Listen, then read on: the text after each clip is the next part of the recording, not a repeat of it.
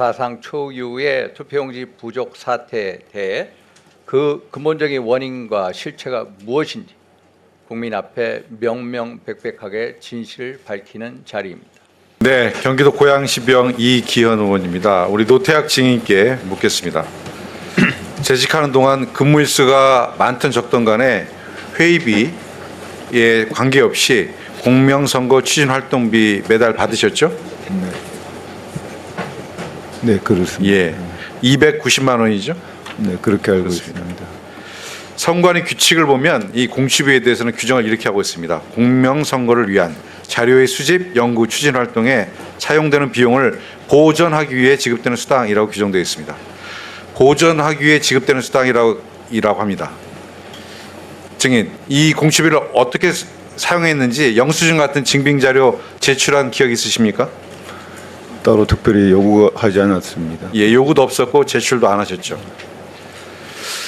증빙 없이 지급되는 이런 비용을 일반 국민들은 이걸 수당이라고 보기는 어렵고 월급이라고 보는 것이 더 맞다고 생각합니다. 그렇게 아마 느낄 겁니다. 그런데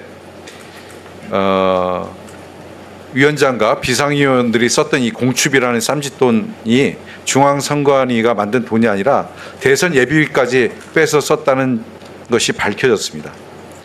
제가 확인해 보니까 위원장님께는 매월 290만 원, 비상위원들께는 215만 원이고 상임위원은 이제 장관급이시니까 지금 안 받은 것 같은데 우리 허철은 증인께 묻겠습니다. 25년도에 공추비 예산이 정부로부터 전액 삭감당했죠? 예, 예산에 편성되지 않았습니다. 네. 근태가 부실한데 고정수당이 높고 안건검토 수당 등 타 명목에 필요한 수당들이 나가고 있었습니다. 중복수당이라는 지적이 있어서 정부가 중앙선관위에 공취비 예산을 전액 25년도에 삭감했습니다. 그런데 탄핵 정국이 이루어졌어요. 25년이죠. 4월에. 대선이 확정되자 선관위는 4월 대선을 준비하기 위해서 예비비를 배정받습니다. 예비비를 배정받아서 공취비를 4월에서 6월까지 지급했습니다. 또한 대선이 끝나고 나서 남은 예비비로 7월에서 9월까지 공취비를 편법 지급했습니다. 그리고 대선 예비비가 사용이 이제 9월 이후에는 어려워지니까 10월서부터는 선관위의 운영 및 기본 경비 예산 즉 선관위 예산으로 공취비를 지급했습니다. 맞죠? 허철은 증인? 예. 제 생각에는 선관위는 헌법적 독립기구이긴 하지만 예산까지 독립되어 있는 건 아닙니다. 정부가 지급하지 말라고 전액 삭감한 공취비를 다른 예산, 예비비, 심지어 예비비가 끝나고 나니까 본 예산에서 빼돌려서 사용했습니다. 있을 수 있는 일입니까? 그 선관위 법에 근거가 없어서 예산이 편성이 안 됐었고요. 그 24년 1월 달에는 선관위 법을 개정을 해 주셔서 법적 근거를 마련을 했습니다. 공취비가 법적 근거가 있다 이렇게 주장하시는 거예요? 예, 그런데 25년도에는 왜 그러면 공취비가 사라졌습니까? 예, 예산 편성을 당시 하고 선관위 법이 개정된 시기하고 이 시차가 있었기 때문에 예, 반영이 안 됐습니다. 저는 공취비와 관련돼서 지적 안 할 수가 없습니다. 19년도에 증인 뭐 하셨죠? 중선관위 감사관이셨죠? 예, 감사관 했습니다. 감사원으로부터 위협하게 공취비를 지급하고 있으니 즉시 지급을 중단하라고 지적받은 적 있죠? 그때 감사원에서는 법적 근거가 없고 규칙에 근거해서 지급하는 부분을 예, 지적을 했습니다. 자, 제가 보기에는 19년도에 감사원의 지적이 있었고 증인의 증언과 다르게 공취비는 계속 지급했을 뿐만 아니라 국회 예산심사 시에 이런 규정이 있습니다. 3년간 동사업에 대한 주요 외부 지적사항을 기재해서 자료를 제출해야 한다고 되어 있습니다. 그런데 감사원은 지적사항을 3년 동안 고의로 누락하고 제출하지 않았습니다. 그 결과 예산심사 시에 고려할 주요한 사항인 심사 과정에 반영되지 못했습니다. 그리고 공취비 예산을 부적절하게 편성해서 계속 위원들에게 지급했다고 봅니다. 선관위가 이렇게 해도 되는지 저는 대단히 의문이 있습니다. 노태학 증인께 묻겠습니다. 작년 1월서부터 25년 1월서부터 3월까지 정부로부터 예산이 끊겼습니다. 공취비가 편성이 안 돼서 못 받으셨어요. 네. 알고 계시죠? 네. 예. 허철은 증인은 규정을 만들어 지급했다고 했는데 공취비를 작년 25년 1월서부터 3월까지는 받지 않으셨어요. 왜냐하면 정부 예산이 편성이 되지 않았기 때문입니다. 알고 계셨습니까? 네, 네. 사무실 확인한 적 있으세요? 특별히 확인하지는 않았습니다. 그럼 본인은 공치비가 계속 나오던 게 24년 12월까지, 25년 1월부터 3월까지 안 나온 것에 대해서 어떻게 생각하셨어요? 알고 계셨습니까? 예산이 아니면 삭감됐다는 이야기는 들었습니다. 삭감됐다는 얘기만 들으신 네, 거죠? 네.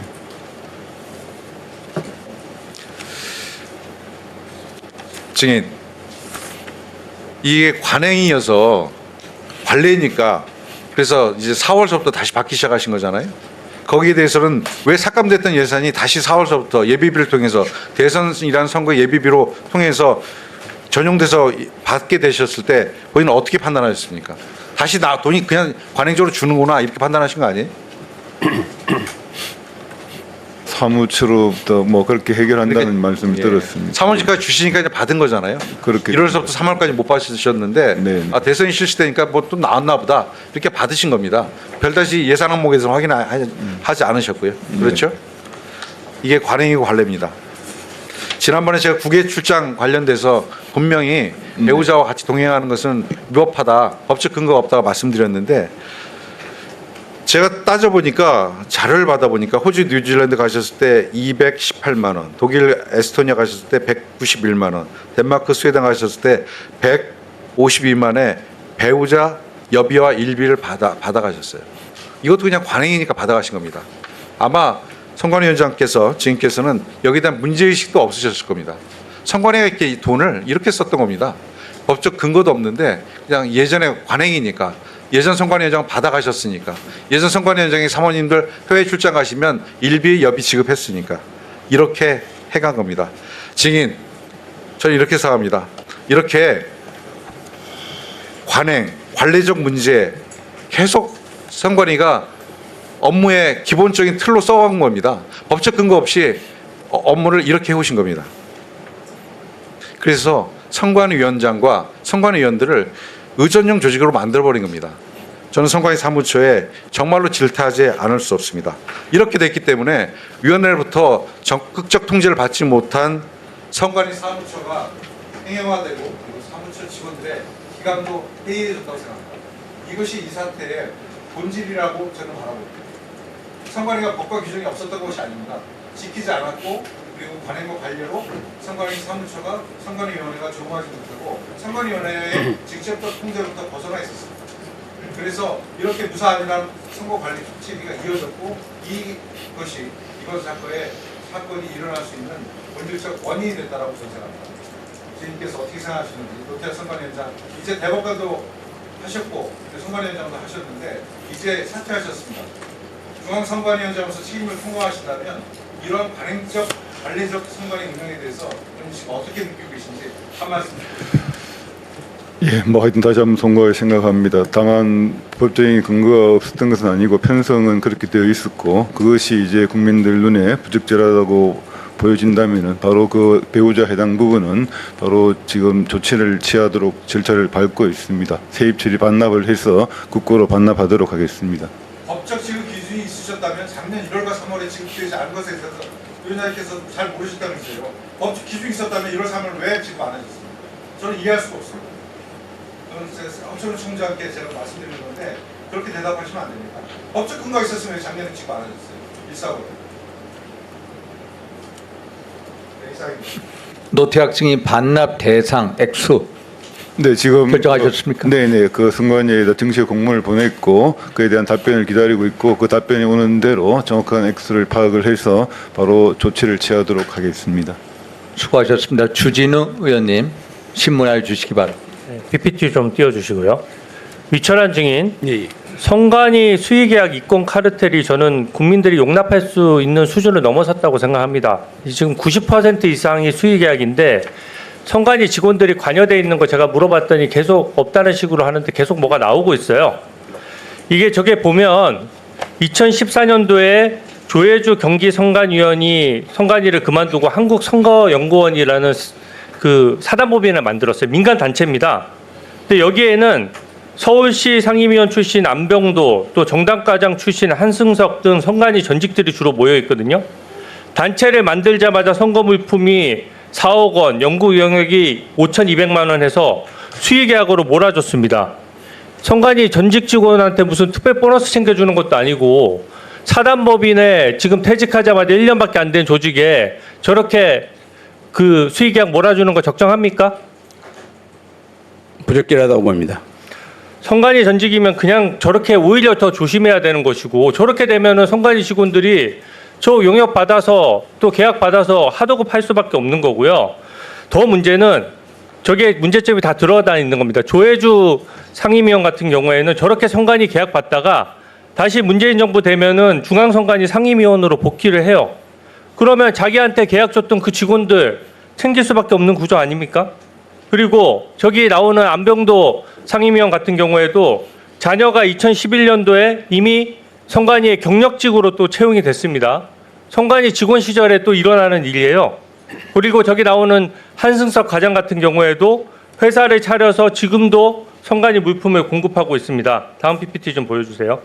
선관위가 가족회사도 아니고 이런 식으로 선관위 카르텔이 작동하니까 저는 특검이 불가피하다고 보는 거고요. 이게 선관위 전직들에게 지금 아까 67개 위원회가 다 쪼개가지고 일감을 몰아주는 거예요. 한국선거연구원에 저렇게 일감 각 선관위가 조금씩 쪼개서 1년 동안 다 몰아줬는데 여기에 대해서 국민들이 납득할 것 같습니까? 이거는 하도급 줘서 땅 짓고 헤엄치기 사업하는 거잖아요. 네. 어떻게 보세요?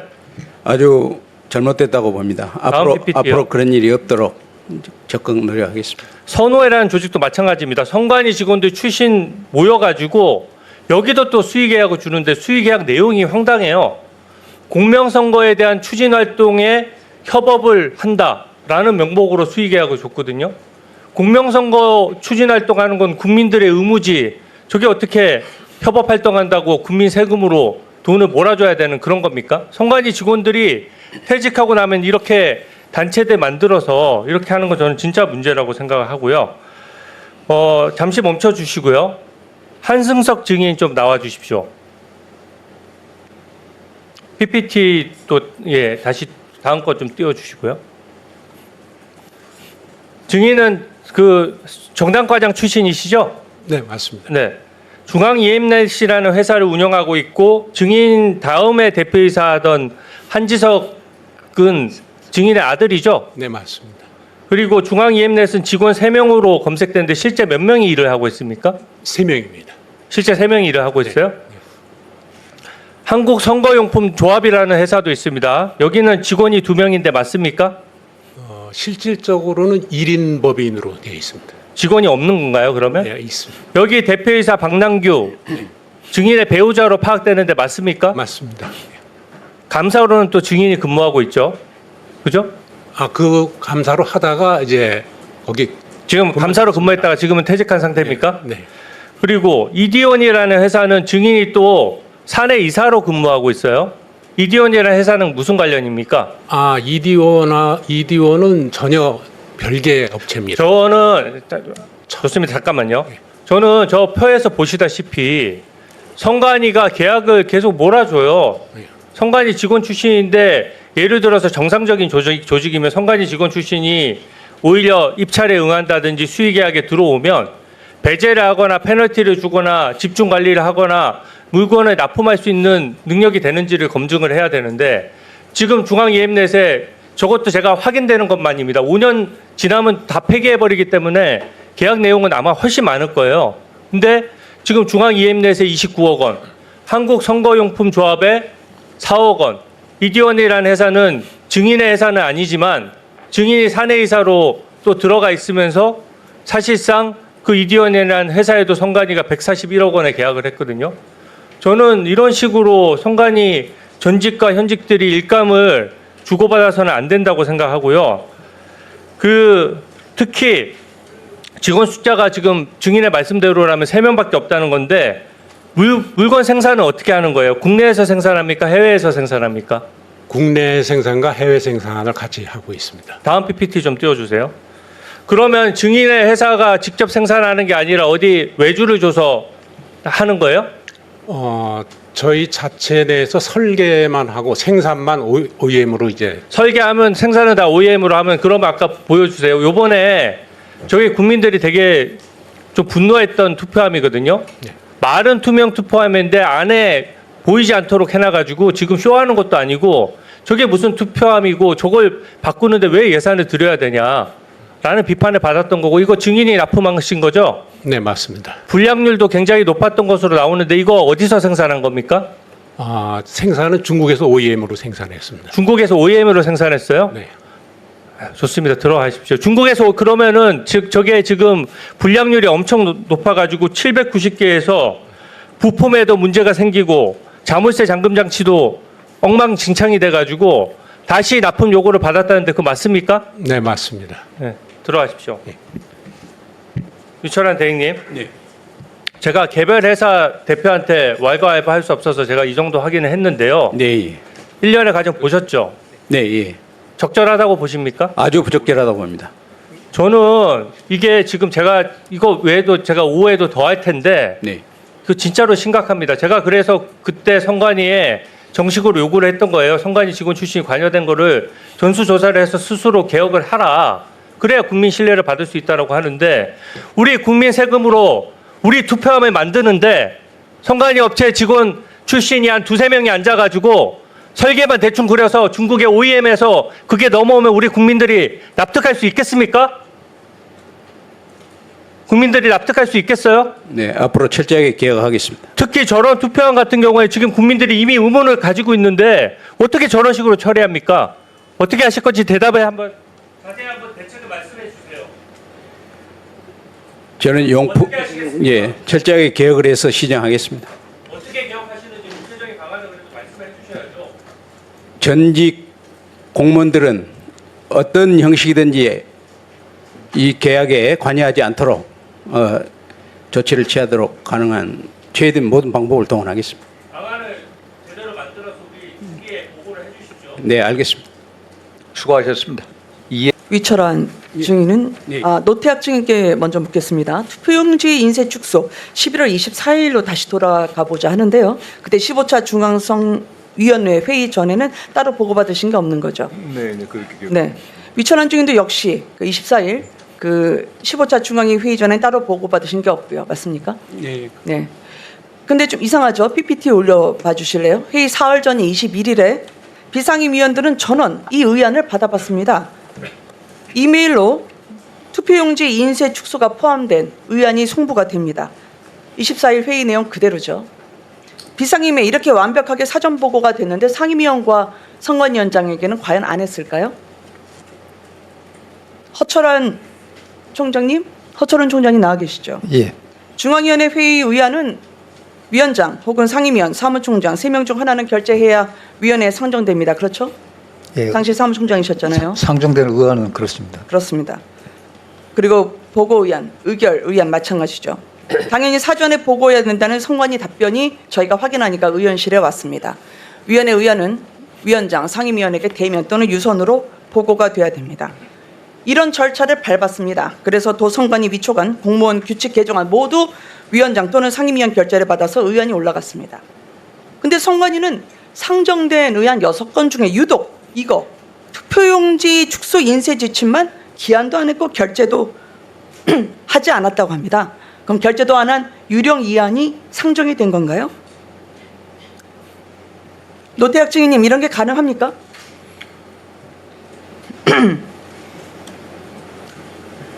뭐라고 말씀 가능합니까? 선거관리위의 사무관리 규칙 제8조 1항을 보면 문서는 결재권자가 해당 문서의 서명, 방식으로 결재함으로써 성립이 됩니다. 의안의 상정 또한 결재가 있어야 되고요. 위철한 증인님 이런 게 가능합니까? 통상적으로는 그 의안에 관해서 이제 비상임 위원님들은 메일로 맞고요. 보고를 이렇게 하고요. 여쭤볼게요. 그럼 위철한 네. 증인은 네. 이 투표용지 축소와 관련해서 5시 회의 전에 사전 보고 받은 게 있으세요? 저는 그런 기억 전혀 없습니다. 기억이 아니라 있으십니까 없으십니까? 불과 한 달 11월 25일이면 예. 6개월 전인데 그거 기억 안 나세요? 사전 보고 받으셨어요? 구체적인 서류 이런 걸 확인해봐도 그런 것도 서류를 없고요. 확인해야 할 네. 기억력이면 지금 선관위를 어떻게 맡겠다고 하시는 거예요? 노태학 증인은 사전 보고 기억나십니까? 사전 보고 받으셨어요?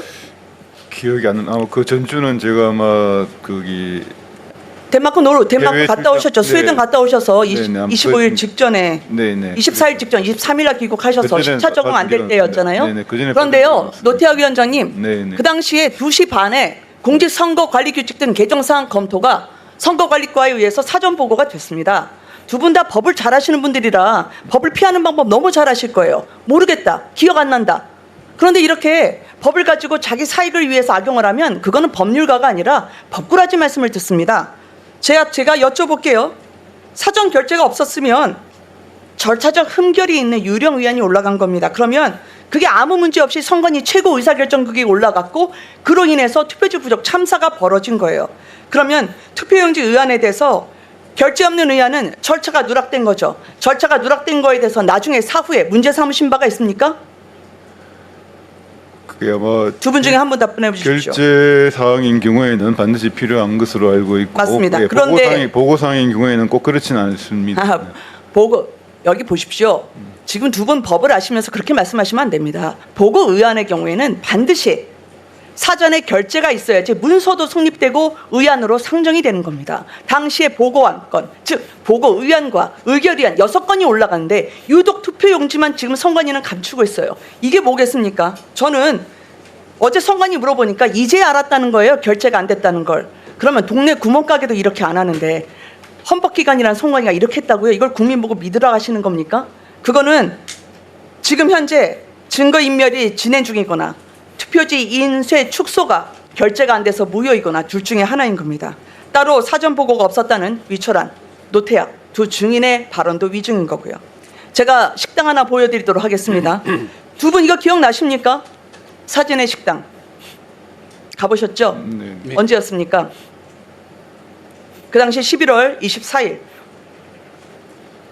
중앙위원회 회의를 마치고 저녁 식사를 하신 낙지집입니다. 기억하시죠? 두 분 다 기억나시죠? 고개를 끄덕이셨으니까. 근데 위철한 증인께 여쭙겠습니다. 네. 국회의원 접촉 시도한 적 있냐라는 질문에 그런 기억 전혀 없다고 답변을 하셨습니다. 서면 답변도 6.3 선거 이후에 정치인들과 연락 주고받은 사실이 없다입니다. 그런데요. 지금 위철한 증인의 비서실 내부망 인쇄 로그 기록을 보여드리도록 하겠습니다. 6월 21일 일요일에 인쇄한 겁니다. 16시 2분, 17시 1분, 17시 57분, 17시 59분, 18시 5분 5차례 거쳐서 위철한 증인이 현역 국회의원에게 보내는 편지가 인쇄가 됩니다. 이 편지는 다음 날인 22일에 해당 의원실에 전달이 됩니다. 어느 의원인지 이제 기억나십니까? 네. 그 기억납니다. 이제야 기억나세요? 제가 보여드리니까. 아니 그때 뭐 상호 연락 이런 식으로 말씀을 하셔서 그렇게 그게 법을 피해 말씀드렸고요. 가시는 거죠. 이게 저는 이제 기억이 안 난다는 발언으로 끝까지 국민을 피해 가져가시지 마십시오. 편지만 보냈던 것은 있었습니다. 제가 편지 내용을 예. 그 의원실로부터도 선관위로부터 받아서 공개를 합니다. 예. 편지 내용은 탄핵 사유가 안 된다는 뜻입니다. 그리고 왜냐하면 이 의원이 위철한 증인을 탄핵해야 한다고 주장을 했었거든요. 네. 탄핵 사유가 안 된다. 그리고 치명적인 피해를 입게 됐다라는 건데, 아니 적반하장도 유분수라고 국민들이 생각하실 것 같아요. 지금 피해자가 누군데? 피해자 국민이죠. 그런데 지금 위철한 증인이 피해 호소인으로 둔갑을 하고 계신 거예요. 선관위 직원이 위원회관 10층까지 올라갔습니다. 그리고 그 사무실에 이 문서, 편지를 전달을 했죠. 저는 지금까지 이게 불과 한 달도 안 된 사안인데 네. 모른 척하면 그게 위증이고, 한 달도 안 된 일을 기억 못하는 걸로 계속 말씀하시면 그 기억력을 국민들이 어떻게 선관위 맡기면서 의지하겠습니까? 6월 21일 보여드릴까요? 편지를 쓰셨던 그날이 어떤 날이냐면, 저 올림픽공원에서 국민들하고 청년들이 민주주의가 죽어간다고 허벌판에서 울부짖으면서 나라를 안위를 살폈던 날입니다. 근데 선관위 초기 책임자는 그 시간에 자신의 안위가 살피고 있었던 겁니다. 6개월 전에 낙지집을 기억하시는 두 분이 지금 이렇게 천정권 피해, 국민들이 피해를 입었는데 자신의 안위를 위해서 편지를 쓴 거에 대해서 기억조차 못한다고 하면 국민들이 어떻게 생각하시겠습니까? 이제 선택은 자명하지 않으실 것 같으세요? 네, 거기에 대해서 조금 존경하는 우리 김은혜 의원님 지적해 주셔서 감사합니다. 그런데 조금 이제 국민들도 보고 계시니까 조금 보충 말씀을 올리겠습니다. 네, 제가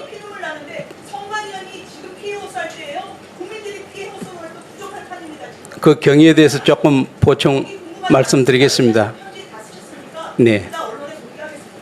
그 사실은 그 부분은 저는 그분을 그 의원님을 사실 뵙거나 만나거나 그 당시에 한 일이 전혀 없었는데요. 사실은 이제 그 회의 자체를 저희들이 회의에서 같이 공동으로 집행 보고상으로 보고 받았는데 저는 그 회의를 했기 때문에 보고를 받았다고 말씀을 드렸고 이제 진상 규명에서 위원장님은 처음에 기억이 안 나서 그것을 이제 기억이 없어서 보고를 안 받았다고 그랬다 나중에 이제 보고 받았다고 이렇게 말씀을 이제 하셨어요. 회의록이 있기 때문에. 그런데 이제 그 사이에 위원장님께서 수정하시기 전에 제가 보고를 받고 위원장이 보고 안 한 것처럼 이렇게 오해가 생겨서 예. 이제 사회적으로 그게 탄핵 사유가 된다 이렇게 말씀하셔서 사실은 같이 회의석상에서 보고를 받았습니다 하고 예, 맞춰주시기 사실은 바랍니다. 보고 자료도 냈었습니다. 그래서 그 취지를 설명드린 겁니다. 네, 네. 선관위 위할 초관 이것 또한 사전에 결재를 상임위원으로 했습니다. 네, 예. 그리고 선관위 공무원 규칙 개정안 이것도 상임위원이 결재해서 심지어 위원장님도 결재하셨습니다. 네. 올라가는 6건 다 투표용지만 저희한테 지금 서류 제출하는 거 나머지 5건은 사전에 보고받고 서명까지 한 겁니다. 그런데 투표용지만 서명을 안 했다고요? 투표용지만 따로 보고를 받지 않았다고요? 투표용지만 대면 보고가 없었다고요? 위원장님의 지금 비서관실에서 나온 2시 반에 선거 관리와 관련해서 이 투표용지 보고를 기억이 안 나신다고요? 그런 부분은 사실 저는 사무실에 있기 때문에 비상임위원들은 이메일로 보내드리지만은 저 같은 경우는 항상 있기 때문에 이제 집행 보고 사무처 보고상에 관해서는 사실은 회의 석상에서 공동을 보고하는 경우도 많습니다. 그리고 저는 이제 사무실에 있기 때문에 이제 주요 꼭 결재란이 있는 경우에는 제가 반드시 전자로 결재를 하게 됩니다. 그러나 그렇지 않는 경우는 이게 회의 석상에서 집행 보고사항 보고되는 경우도 많습니다. 그러니까 그런 점은 저도 그 부분에 관해서 기억도 하고 확인도 여러 번 해봤습니다만은 그 정말로 있는 그대로 저는 위원님께 말씀드린 것이지 제가 조금이라도 그걸 사실과 다르게 말씀드리고자 하는 그런 의도는 없었고요. 저는 진실대로 말씀을 드린 겁니다. 네. 실사일에 닷새 전에 10일에도 전자결제가 됐어요. 네. 네. 서명 직접 하셨고 예, 신문 맞춰주시기 바랍니다. 네. 지금 투표용지 축소는 올라간 안건 중에 가장 페이지가 많습니다. 43페이지 가장 중요하고 가장 예. 두꺼웠어요. 근데 그것만 쏙 빼놓고 공부를 안 받고 집행 보고사항이기 때문에 아마 그 부분은 그 의결사항이 아니어서요. 이거 위원회에서 보고된 경우도 많고 저한테는 또 직접 이렇게 안 되는 경우도 많습니다. 기억이. 올라가지 않습니다. 예, 네, 네, 수고하셨습니다. 감사합니다.